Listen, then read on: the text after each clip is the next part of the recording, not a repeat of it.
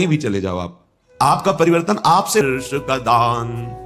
तब से कभी वियोग कभी मिलन होता, फिर कभी मिलन संभोग। रहती प्रिय अनुभूति बाह्य, अंतर रहता नित रस संयोग। ये स्थिति जागृत होगी। निरंतर नाम की स्मृति में डूबा उपासक तिल भर पृथक न रहा, तिल भर भी अब अंतर नहीं रह गया। किसी ने प्रश्न किया, क्या जीव कभी भगवान हो सकता है क्या? अभी आप जानते नहीं, जीव कभी हुआ ही नहीं, आपको समझ में ही नहीं, यही तो भ्रम है। जीव कभी हुआ ही नहीं। जीव किसे कहते हैं? जिसने शरीर को मैं मान लिया उसे जीव कहते हैं, और जिसने शरीर राग का त्याग कर दिया उसे शिव कहते हैं। शिवोहम सोहम स्मृति व्रत अखंडा। कुंडल नाम आकार का हुआ है सोना ही, कंकण नाम आकार का हुआ है सोना ही, हार नाम उसी स्वर्ण का ही है। ये नाम रूप गलित कर दो तो बचा निरंतर नवम नवम नवम नवम। उसको फुर्सत कहां है? अपनी शुद्ध की फुर्सत कहां है? क्यों?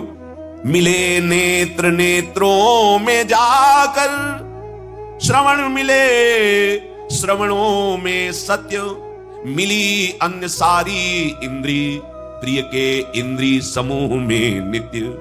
हृदय हृदय में मिला समाये प्राण सदा, प्रीतम के प्राण एक रूप हो गए, रहा रंचकू भी नहीं भिन्नता भान। किसको कौन समर्पित, किसमें कौन हुआ कब कैसे लीन, प्रीतम है या प्यारी, कौन श्राद्ध से ऐसा अनुभव हुआ है? आपको करना होगा। संपूर्ण शास्त्रों में भगवत प्राप्त महापुरुषों की ही वाणी है, और वो अपने निज जनों को सामने ही उपदेश करते हैं। और वो कहते हैं कि यदि मुझे जानना है, मुझे पाना है, तो तुमको अपना मन समर्पित करना होगा, अपनी बुद्धि समर्पित करनी होगी। ये आपका कार्य है। आप अपने मन और बुद्धि को विषयों में लगाएं, मनमानी आचरणों में लगाएं, कुतर्क विचारों में लगाएं, फिर भगवदानंद नहीं। ये तो अत्यंत श्रद्धा और विश्वास से है। वचनों पर श्रद्धा विश्वास करके जब आगे बढ़ा जाता है तो भगवत कृपा से हृदय में प्रकाश होता है। जैसे अभी आंख मूंदो तो अंधकार नजर आएगा, फिर आंख खोलो या मूंदो एक ही बात नजर आती है। वो नजरों में बैठ जाते हैं। वो कोई प्रवचन की वस्तु नहीं है, वो कोई पार्थिव वस्तु नहीं कि उसे प्रमाणित करके दिखाया जाए।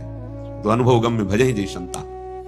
जो आपको नाम मिला है, मंत्र मिला है, इस पावन भूमि में बैठने का सौभाग्य मिला है, यहां की बड़ी सी बड़ी पदवी मायाकृत है। आज है कल नहीं रहेगी। तो एक बार भर नेत्र भी नहीं देखा, दहाड़ मार के रोना शुरू हो गया। फिर तुरंत क्षण में भाव बदला, सामने मुस्कुराते युगल सरकार, हाँ परमानंद में निमग्न कृतकृत्यता का अनुभव। कभी बड़ी व्याकुलता होती, फिर जब होता अमिलन भान, तुरंत प्रकट होकर स्मृति में तुम करते सुखद स्पर्श का दान। तब से कभी मिलन कभी वियोग, फिर कभी मिलन संभोग।